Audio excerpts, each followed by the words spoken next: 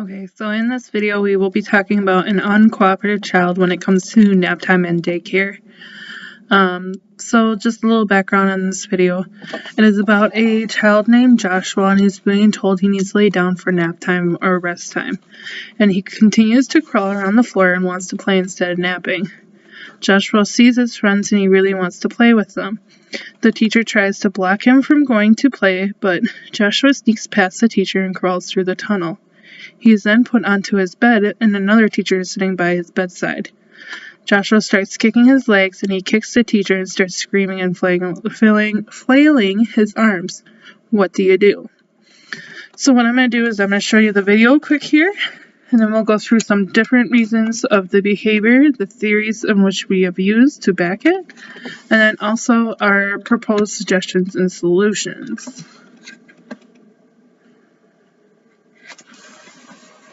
Let's look at a scene in an early childhood environment in which the teachers, like all of us, face difficult behaviors and at times respond in ways that don't help the child learn more positive behaviors. Joshua, you don't have to go to sleep, but remember, you have to stay on your mat. It's time to rest and relax. Playing with quiet is not a choice. Joshua, turn back around the other way and go lay on your bed. Look at Meg. Wyatt is trying to rest also. You don't want to mess with him. Wyatt is trying to rest, Joshua. He doesn't want to play. All right, Joshua. Do we need to help you get on your bed?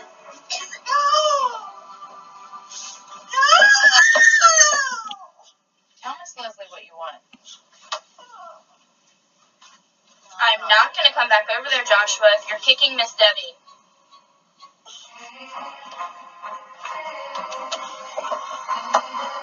If you would like me to come back over there, you need to ask. We'll take another look at this sequence. Alright, so that was just a little tidbit on our friend Joshua there.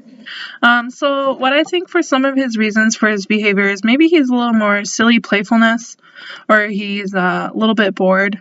So like maybe the adult expectations of Joshua are a little too much for him at that point. I mean, he only looks like he's maybe 1-2 years old.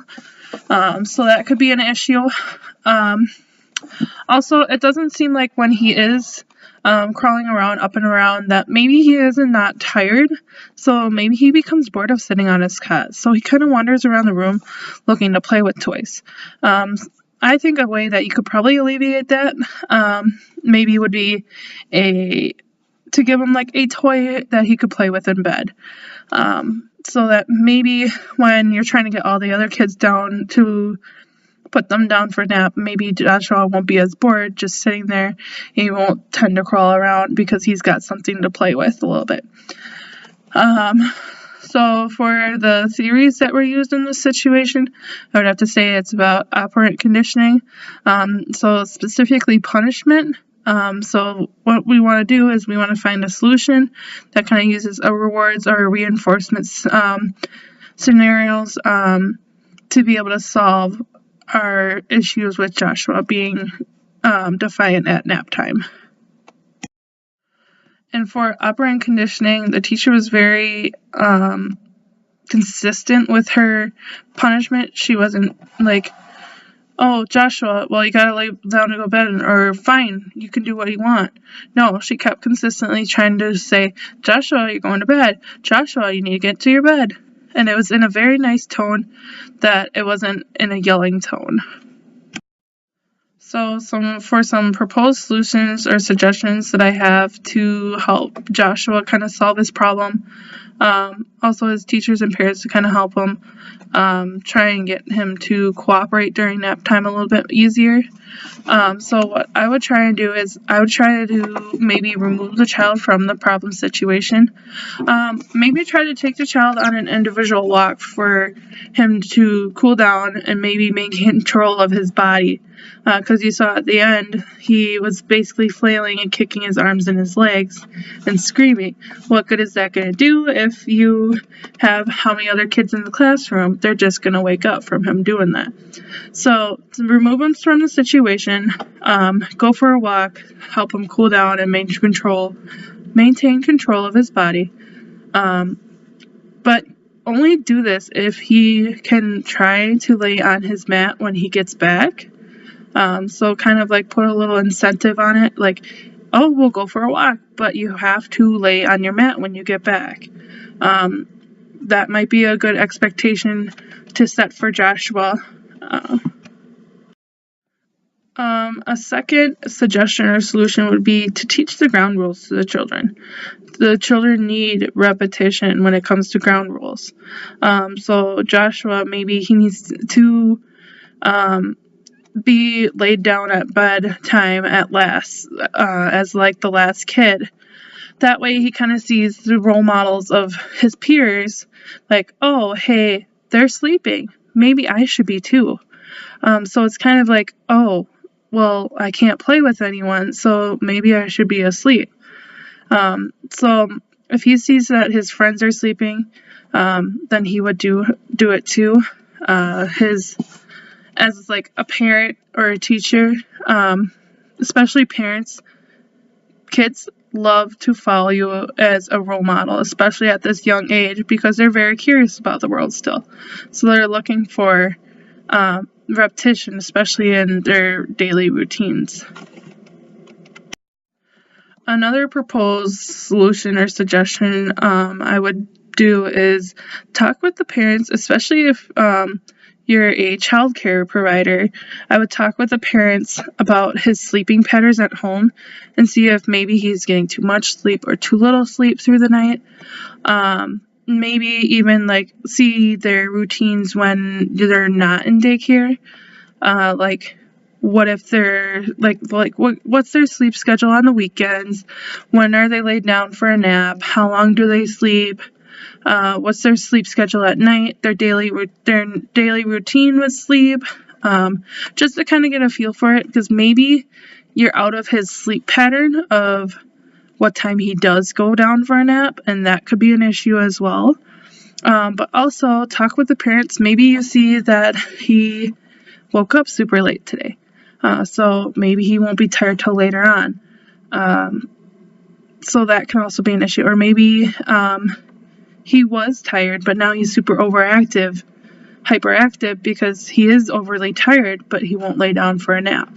So that can be an issue as well.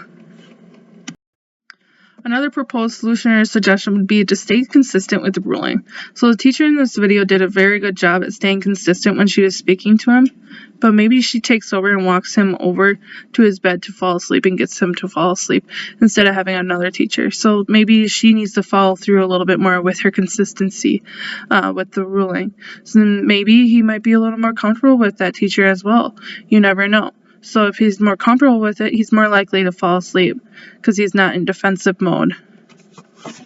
Then one last suggestion for a solution is to encourage the child, Joshua, to take a nap by providing a visual reward chart. So the use of stickers, especially characters. These children that are super young really love stickers. Like they still don't get the concept of them, but they really love them as like a reward. So like I've gotten some stickers from the dollar store, and basically if Joshua's into like superheroes, like there's little sayings on here that's like they've got bang, pow, zap, kapow. Like maybe he might find that a little cool. And also another way to kind of do these stickers is put up a monthly calendar right next to his cot. That way he can see it and it's visually there so that he can connect with it.